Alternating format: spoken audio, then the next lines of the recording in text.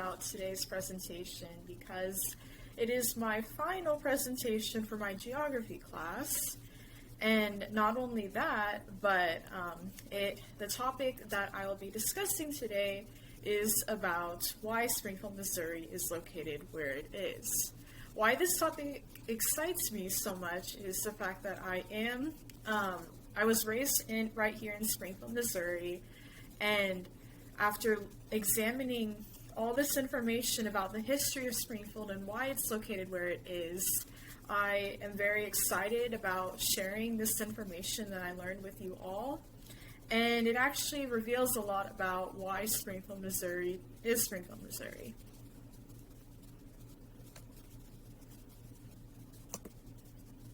So before we really introduce the whole concept as to why Springfield is where it's at, here's just a little bit of a background information if you're not from Springfield, if you're from out of the area. So Springfield, Missouri is the third largest city in Missouri following Kansas City and St. Louis. It is located in the southwest part of the state, and the estimated population is around 170,000. So the geography of Springfield is very diverse. Springfield is located on the Ozark Plateau, which stretches from southern Missouri into northern Arkansas. It's a very mountainous region, and it's often referred to as the Ozark Mountains because of its elevation, which ranges from around 400 feet to 2,300 feet. And the tallest point in the Ozark Plateau is in northern Arkansas. There's a mountain region known as the Boston Mountains.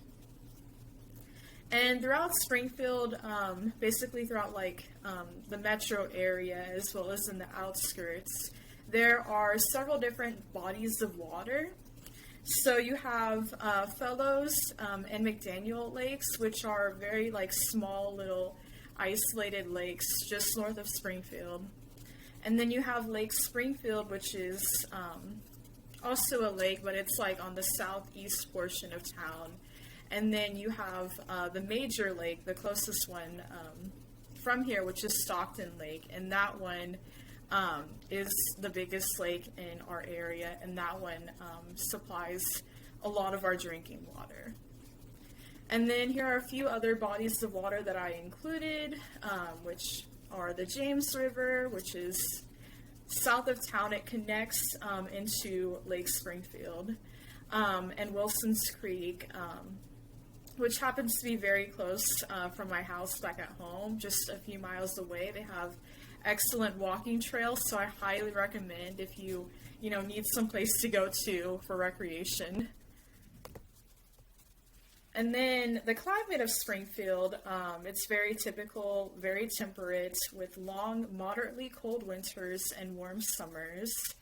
And southern Missouri is located in the temperate broadleaf and mixed forest climate region, which is also known as the temperate deciduous forest. And in the Ozarks region, we mainly have oak and hickory trees. And then here is a map of where they highlight the temperate forests. And so we're right here, we're on the cusp of it. And then just north of us, we have grasslands, so in northern Missouri and into the Great Plains. So now finally, here's a little background about how Springfield, Missouri came to be and how many of the settlers saw the value in this small town at the time, which would turn into the Queen City, as we now call it. So Springfield, Missouri was originally settled, like a lot of other lands, by Native Americans, specifically the Delaware, Kickapoo, and Osage tribes. Now, Missouri became a state in 1821, and in the mid to late 1820s, there are these two brothers named John Polk and Madison Campbell who moved to southwest Missouri from Tennessee because, like what many other people at the time were doing, they wanted to start a new life, they wanted to build profit, and become successful businessmen. Eventually, they launched what is now Springfield, Missouri, whenever they established a new settlement in the 1830s. And around 1833 is also the founding of Greene County, which encompasses Springfield.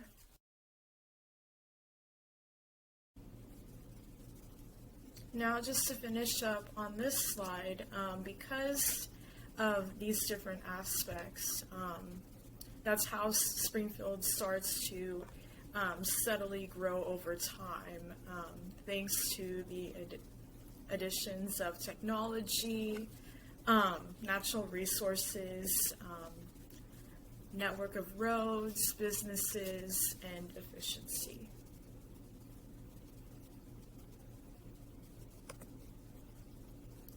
So this is just a little bit of a diagram explaining, what Springfield looked like back in the day, or at least the plans. So I have to go back. Sorry. So as you can see, I'll talk about this a little bit later, but like right here in the center is like this square downtown.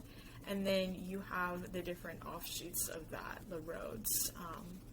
So this was what Campbell wanted in his diagram, was to have the center in the middle of town, the square, and then have different roads come off of that, so that way the square was what brought people and businesses together, and it would draw much more attention. And then the next slide will concentrate on how Springfield became successful. So like what I mentioned in the previous slide, John P. Campbell, he designed Springfield to look like his hometown by having a main square in the center and then having different offshoots of streets going in different directions, so that way anyone from any part of town can easily come in and have access to the resources they need, job opportunities, or entertainment or whatever, just as a way of people to easily go into and out of town. And because of this, you see a lot of different shops that are located at the square, and obviously the roads providing that easy access, so that way they can have access to diversified industries and natural resources, which in turn really allowed Springfield to thrive. And then later on we see network of railroads and highways. So we have one major railroad company that's just not too far from campus, and that's the Frisco Railroads, which stretch across North Springfield into other parts of the Ozarks. And then with highways, obviously before cars were invented, they had highways for coaches, but thanks to the inventions of cars, highway systems began to really improve and take off, and they exponentially expanded traveling capabilities for anyone.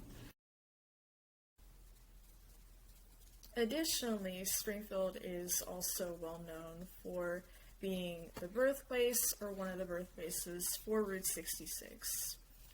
I think a lot of you already know what Route 66 is, but just in case, it used to be this major highway that spanned all the way from Chicago to California, so it provided that path for people to be able to travel along the roads and to be able to live their lives by really getting from one place to the next. And since then, even though Route 66 unfortunately no longer exists, a lot of it really connects well with Springfield's history, with Springfield's roots, which is why it is still something that's very celebrated within Springfield to this day. And then here are the sources that I used.